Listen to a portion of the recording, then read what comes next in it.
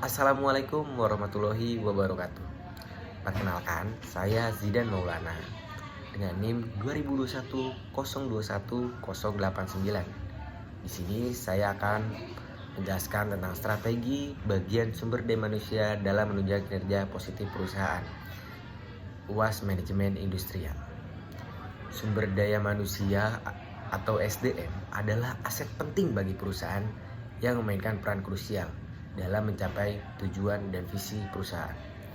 Strategi pengelolaan SDM yang efektif dapat menunjang kinerja positif bagi perusahaan, meningkatkan produktivitas, dan menciptakan lingkungan kerja yang sehat. Apa saja sih strategi dari bagian sumber daya manusia dalam menunjang kinerja perusahaan? Oke, saya di sini akan menjelaskan. Yang pertama, rekrutmen dan seleksi.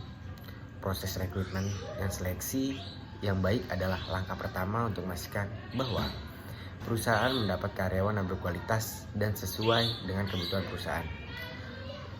Rekrutmen yang transparan dan secara jujur juga akan membuat maju perusahaan agar perusahaan semakin maju. Dan berikut beberapa strategi yang bisa diterapkan. Pertama itu membuat deskripsi pekerjaan yang jelas. Ini membantu calon pelamar memahami apa yang mereka kerjakan dan apa yang mereka harapkan. Jadi mereka tidak harus mencoba, namun mereka sudah tahu deskripsi apa saja yang mereka kerjakan. Lalu penggunaan teknologi dalam rekrutmen sangatlah efisien karena platform online dan media sosial bisa digunakan nih untuk menjangkau lebih banyak nih calon pelamar yang belum mendapatkan pekerjaan. Wawancara berbasis kompetensi yaitu menilai calon karyawan berdasarkan keterampilan dan kompetensi yang relevan dengan pekerjaan yang akan mereka lakukan. Lalu perusahaan juga melatih dan mengembangkan karyawan. Pelatihan dan pengembangan karyawan adalah investasi yang jangka panjang yang dapat meningkatkan keterampilan dan pengetahuan karyawan serta memperkuat kinerja perusahaan. Lalu ada strategi apa saja yang bisa diterapkan? Di sini saya akan menjelaskan. Yang pertama, program orientasi karyawan baru.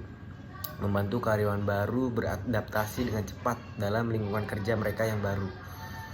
Lalu yang kedua, memberikan pelatihan berkelanjutan untuk karyawan. Menyediakan pelatihan reguler untuk mengembangkan keterampilan teknis dan non teknis karyawan sangatlah penting. Pengembangan karir juga membantu karyawan merencanakan dan mengembangkan jalur karir mereka di perusahaan tersebut. Apa saja yang ingin mereka capai di perusahaan tersebut. Yang keempat itu adalah manajemen kinerja. Manajemen kinerja yang efektif memastikan bahwa karyawan bekerja dengan sesuai yang mereka tuju dari perusahaan tersebut dan memberikan kontribusi yang maksimal yang penuh untuk mencapai target dari perusahaan tersebut. Berikut nih beberapa strategi yang diterapkan menurut saya. Yang pertama itu penetapan tujuan yang jelas. Menentukan tujuan kinerja yang spesifik, terukur dan dapat dicapai, relevan dan berbatas waktu atau SMART. Evaluasi kinerja berkala para karyawan. Melakukan penilaian kerja secara rutin, memberikan umpan balik dan menetapkan rencana perbaikan untuk karyawan. Lalu memberikan penghargaan atau pengakuan, pengakuan kepada karyawan berprestasi untuk meningkatkan motivasi dan loyalitas.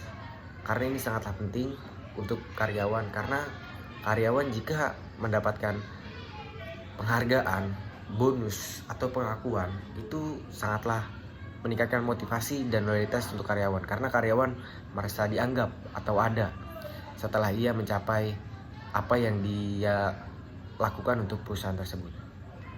Lalu yang kelima itu memberikan kesejahteraan dan kesehatan bagi karyawan-karyawan. Kesejahteraan dan kesehatan karyawan itu sangatlah penting untuk menciptakan lingkungan kerja yang produktif dan positif bagi mereka. Nah, strategi yang bisa diterapkan itu meliputi yang pertama, program kerja kesehatan dan keselamatan kerja bagi karyawan. Cukup menyediakan fasilitas kesehatan aja bagi mereka. Dan program-program keselamatan nih untuk mengurangi resiko kecelakaan kerja mungkin yang akan kita tidak ketahui ketika mereka bekerja. Dan work life balance mendukung nih karyawan keseimbangan dan pekerjaan antar hidup mereka. Contoh seperti mereka mendapatkan jatah cuti untuk kehidupan pribadi mereka bersama keluarganya, atau kita berikan WFH untuk karyawan yang ingin melakukan WFH atau melakukan pekerjaan di luar kantor.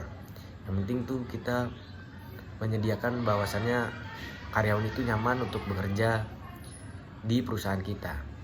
Lalu kita juga memberikan dukungan nih psikologis buat mereka, karena menyediakan layanan konseling dan dukungan mental karyawan yang membutuhkan. Contoh seperti karyawan yang sedang tertekan, mungkin mereka mau mencapai bonus atau mencapai kontribusi terhadap perusahaan, itu sangatlah penting karena mereka takutnya stres atau apa. Mungkin kita harus memberikan dukungan psikologis yang penuh, dan perusahaan juga mendorong dukungan psikologis bagi karyawan-karyawan. Lalu budaya kerja yang positif.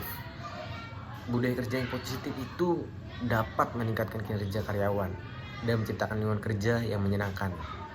Nah, strategi apa saja sih yang bisa diterapkan? Pertama, komunikasi terbuka. Mendorong komunikasi terbuka transparan antara manajemen dan karyawan. Contoh, mungkin antara bos dan bawahan atau atasan dan bawahan. Karena itu sangatlah penting untuk mereka menjalin komunikasi yang terbuka dan tidak ada miskomunikasi. Lalu inklusivitas dan keberagaman. Menciptakan lingkungan kerja inklusif dan menghargai keberagaman itu sangat penting. Entah itu keberagaman yang berbeda pendapat atau apapun, itu sangatlah penting untuk karyawan. Lalu keterlibatan karyawan juga sangatlah penting, karena melibatkan karyawan itu dalam mengambil keputusan, memberikan nih ruang bagi mereka untuk berinovasi, ataupun untuk mereka tidak ragu-ragu untuk memberikan kontribusi yang baru bagi perusahaan. Lalu teknologi dalam pengelolaan SDM. Penggunaan teknologi dapat meningkatkan efisiensi dalam pengelolaan SDM. Beberapa teknologi yang diterapkan, contoh misalnya sistem manajemen SDM HiRIS, menggunakan sistem manajemen SDM untuk memudahkan proses administrasi atau penggajian dan manajemen data karyawan. Jadi nggak ada tuh kata-kata karyawan telat gaji atau apapun. Jadi kita langsung menyediakan itu. E-learning, menggunakan platform e-learning untuk pelatihan dan pengembangan karyawan. Mungkin karyawan tidak bisa secara langsung, namun dia bisa kita kasih e-learning untuk memberikan pelatihan dan pengembangan karyawan.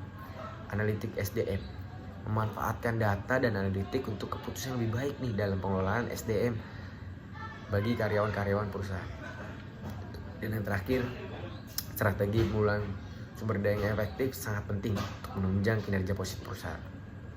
Dan dengan rekrutmen yang tepat, pelatihan dan pengembangan yang berkelanjutan, manajemen kinerja yang baik, pelatihan terhadap kesejahteraan karyawan, budaya kerja yang positif, serta penggunaan ke teknologi, perusahaan dapat mencapai tujuan dan visinya dengan lebih baik. Bagian SDM terus berinovasi dan beradaptasi dengan perubahan untuk memastikan bahwa karyawan dan perusahaan dapat tumbuh bersama. Baik, itu saja yang bisa saya jelaskan. Mohon maaf jika ada kata-kata yang salah. Assalamualaikum warahmatullahi wabarakatuh.